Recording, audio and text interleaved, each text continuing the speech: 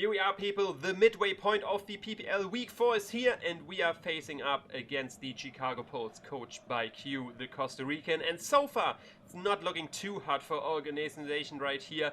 We are standing here 1 and 2, but Q is in a similar boat, standing 1 and 2 as well. So we are both desperate for a win to get an even record and then going back to a winning record, because that's what you need if you want to make it to playoffs, and you have to make it to playoffs if you want the championship, which is the goal of every participant here, but mainly us, of course. The Borussia Dortmund fans are here. They put me into the coaching position to get the championship spot. Anything else would be a disappointment and would probably lead to my firing as coach for the Borussia Dortmund fans. So yeah, we have to pull ourselves together, come up with a good strategy versus this team, which we did this past week. We trained hard, we ingrained the strategy into our bodies and brains, and now it's time to execute it. But first of all, let's go over our opponent's team once again and get a quick refresher of what we are going to do in this match to pull through and get back on an even record to then, like I said, go winning record, playoffs, championship. That is the 3-step plan for this, and yeah, let's go. So looking at his team, as you can see, a more offensive team. He has a defensive lineup residing of mainly the Bronzong and the Sandaconda. Grimsnot, of course, as well with the screens. Samurott, kind of odd mon, similar to the Penguin. But yeah, then we see the 4 offensive lineup right in the front, the 4 strikers of the team, the Hisuian Lilligant, the Iron Morph, the Thunderous Furion, the what's it called again, Cleaver, and of course Terra Meloetta and the Cyclists. Cyclists are more of support, but Terra Meloetta are definitely a big threat depending on what it can tear it into, especially versus us, because with the Terra Electric he hits our best Fairy and Sea Resist and Corviknight pretty good. So yeah, we have to worry about that. But like I said, the 4 mons in the front are probably what we have to be most worried about. Then Terra Meloetta, and the other mons, like the defensive mons we has, are not. We can deal with those. Let's just say it like this: they are good in their own right, but they don't stand chance with our offense. We have to deal with his offense if you want to get out of this match unscathed. So you can expect an offensive slugfest versus the both of us most likely. But yeah, let's go over strategy and let's see how we can come out on top in that. And let's go over our team. As you can see, defensive lineup resisting on Florges, Marine, and of course Bailey the Corviknight. You are already playing a lot in this league together. You need to get to your groove, but now in week 4, I think you got what is needed to stand up to the offense of the Chicago Pulls. And then, as our very offensive team, Danny, you are the first time coming here, making your debut, Danny the Frostless, here in this league. And then, of course, we got Talonflame and Azelf and Roaring Moon, 3, of course, very good strikers on our team and midfielders, which already proved their worth. But now it's time to actually show what we can do to get this second win of this season. And now, go over in detail. Let's start with defensive lineup. Marine the Florges, this time with a Spidef variant, a little bit of Fist Def investment, and some special attack investment as well, because we need to hit hard. The Moonblast, we want it to be at least a 2-hit KO versus the Thunderous Furion. That's why we have the special attack investment. Then with the Calm Nature, we can't take any special hit from the special threats, and the Fist Def investment is there just to take some of the physical hits that are mainly from the Cleaver, for example, because as you can see, we are using you as a Terra Ground Mon, so you will be a good switch into the Cleaver, at least into the Stone Axe. The Bug moves, of course, hit us neutral then, so we have to worry about that a little bit. But mainly you are there for the special defensive mons, because Lilligant after Terra Ground will just murder us with Leaf Blade. But with Moonblast, Terra Blast Ground, you hit everything super nice, super good, super strong with the 1-8 special attack investment. Then Baton Pass, of course, for the momentum into our more offensive threats, and then Synthesis just for recovery.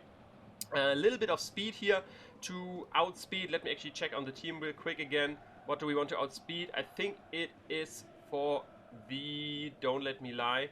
I think it's for the Meloetta.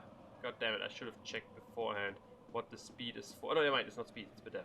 It's Spidef, guys. It's SPD, stands for Spidef, by the way, if you don't know. So yeah, this is our Spidef investment. So we can take, of course, the special hits better. I'm sorry there, a little bit confused there. Was a long time since I built this team, but yeah, that's what the Florges is for. Next up, our Fizzy defensive mon of choice is, of course, Bailey the Corviknight with the Rocky Helmet. Very Fist Def, a little bit of Spidef investment as well, so we can take some hits better on that side.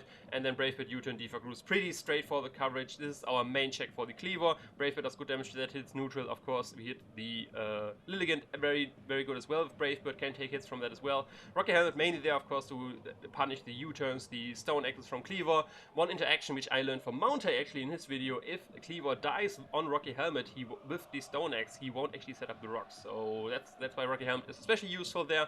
And yeah, like I said, U-turn once again. We want our defensive mons to have the opportunity to get the momentum into our more offensive threats.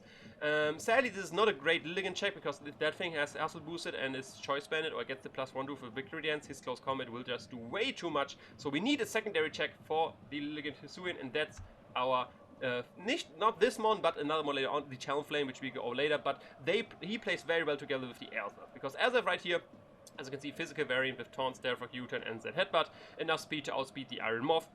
And yeah, there to set up hazards, because we want hazards. This is going to be an offensive match. We need to get the chip damage through hazards so we can kill him with our moves, especially with our late game sweeper in Roaring Moon, you will see later on. And yeah, why does this guy play well together with the Talonflame? Because his most likely switch into the Azelf is going to be the Bronzong, and if you can taunt that and then U-turn out of there, that's where Talonflame is going to play, because he can then come in and click Sword Stance very freely, because a taunted Bronzong, I don't expect rock coverage on him, is a bad Bronzong versus Talonflame. Then he can SD up. Talonflame, of course, there for the Lilligant as well. That's why we have the defense investment, so we can take the close combats, we can take the leaf blades, potentially get a burn on that, but we are very fast. The only faster one he has is the Scizor. And yeah, if he doesn't have any Scarfer, we can just go for SD and potentially sweep even. With Flare Blitz, Brave Bird, we hit his whole team for super good damage, super strong damage. No resist to both of that, because his Rock type is a Bug type as well, so he gets hit neutrally by Flare Blitz and the Brave Bird. Then of course Roost for recovery, because Talonflame does have some defensive purposes as well.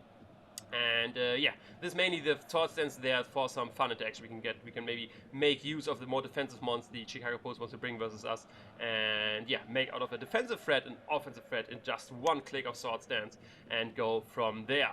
Then next up, of course, we have Danny, first time coming here with the Focus Sash variant, Ice Beam, Thunder Wave, Destiny Bond, Spikes, max speed, so we can potentially speed time with the Iron Moth. And yeah, not a lead set actually. We do have the Focus Sash, but I do not really plan to lead with this to set up Spikes. I do want to keep the hazards gone for most part, and that's why I have the Defog, of course, on Corviknight. And yeah, just having a Focus Sash in the back versus such an offensive team can just be very, very useful. Of course, Spikes would be awesome for, like I already mentioned, the chip damage from Roaring Moon. Destiny Bond to take someone with me. Ice Beam is just super strong versus his team. He doesn't have, like, a lot of his mons, especially like the top mons, the Lilligant, the Thunderous Therian. We hit with Ice Beam very well. The Iron Moth can just Thunder Wave. And yeah, like I said, great speed here. Ice Beam just a great stab move for him to have, and then Thunder Wave to cripple few of the other mons. So we have a lot of potential right there for support right there. Just Ice Beam chip, Thunder Wave support, or Destiny Bond kill, or Spikes hazards. Depending on the situation of the game, we can be very flexible with our Frost Sash. And with the guaranteed living a hit, with the Focus Sash, since we want to keep the hazards off the field, that's going to be very useful. Once Frosted hit the field and Focus Sash is broken, I don't care about defogging anymore. That's why I Spikes then I can just keep on Spike stacking and get the chip damage we need. But yeah, not necessarily lead. Even though it looks like a pretty standard lead set, I do not... It depends on the matchup. Depending on the mons he brings, this might actually be my lead, but it's not a dedicated lead, if that makes sense. And then last but not least, I already talked about this late game sweeper of the team. The mon which will bring home the victory, Roaring Moon, with the Photosynthesis booster energy, which boosts the speed. As you can see, we are not max attack. That's the maximum amount of attack we can get out of that, because we need our speed to be the highest stat for the Photosynthesis to hit that. So we are faster than everything barring a Scarf Scizor, which I don't think he will bring, so we can outspeed everything. And with the coverage we have of Crunch, Acrobatics, Iron Head, and Earthquake, we hit the whole team. Close to the whole team for super effective damage, and if not for super strong damage. Crunch, of course, main stab, Acrobatics for Lilligant, Iron Head for the Fairies, and potentially Terra Fairy, Meloetta. Earthquake, of course, for the Iron Moth, for example, and other ground weak mons. Just, this coverage is just insane. The only downside is, of course, we are jolly with not max attack, so we are not as strong as we potentially can be with a Roaring Moon, and that's why I said we need the chip damage from the hazards. And yeah, sadly not as strong, but it's going to be super fast, and in the late game I think that's going to be super useful, especially with such an offensive team where the mons are a little bit more frail. We actually don't need that much punching power to OHKO them, and yeah, that's why I decided to go with Photosynthesis speed boosting Roaring Moon for the late game, and that is the strategy for this match. That's what we want to do in this game, and yeah, that's how we plan on defeating the Chicago Pults and getting our second win of the PPL and getting back on a neutral and then bringing record. I already got over the 3-stage plan a lot of times, but that is the plan. Let's head out to the field. Let's show what we can do. Roll up, Dawn fans.